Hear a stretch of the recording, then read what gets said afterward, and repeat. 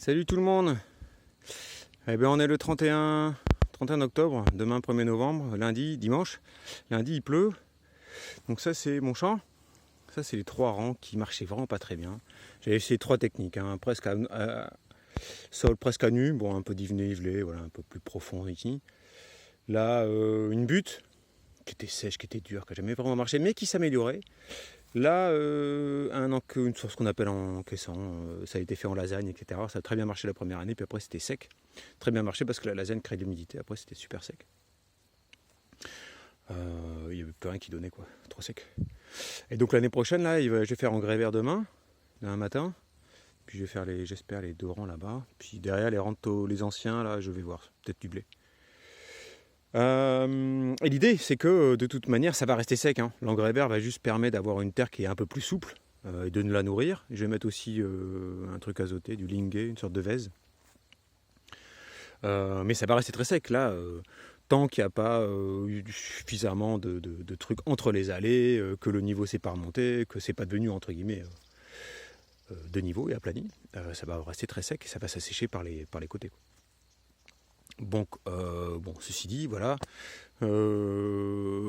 L'idée, c'est là de faire des tomates. Là, les haricots marchaient plutôt bien. Ils n'ont pas trop crevé, mais bon, il y en a quelques-uns qui ont crevé avec la sécheresse, notamment les sasagais. Mais bon, ça peut être intéressant. Mais bon, les haricots, je peux les mettre partout.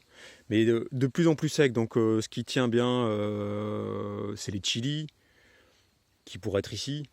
Et puis ce qui tient de moins en moins bien, c'est les poivrons, enfin voilà, tout ce qui a besoin d'un peu plus d'eau. Et puis de ce fait là aussi, voilà, donc en plein de soleil, parce que le matin les tomates elles ont. Donc il faut un truc qui soit haut ici. Et puis des trucs qui protègent, et puis voilà. Et puis là, je ferai peut-être aussi de l'avoine plus tard ici, on verra. Voilà. Mais pensez à l'assèchement, hein. L'engrais vert va améliorer les choses, mais il va pas créer de l'eau. Il va juste rendre la terre un peu plus moins compacte, moins cimenteuse. Donc on l'a bien vu, les sojas avaient réussi à pousser assez bien, même sous sécheresse, pardon. Mais voilà, il n'y a pas de rétention d'eau pour autant, ce qui fait que lorsque le soja a voulu faire ses grains, il n'y avait pas d'eau. À disposition pour faire des graines.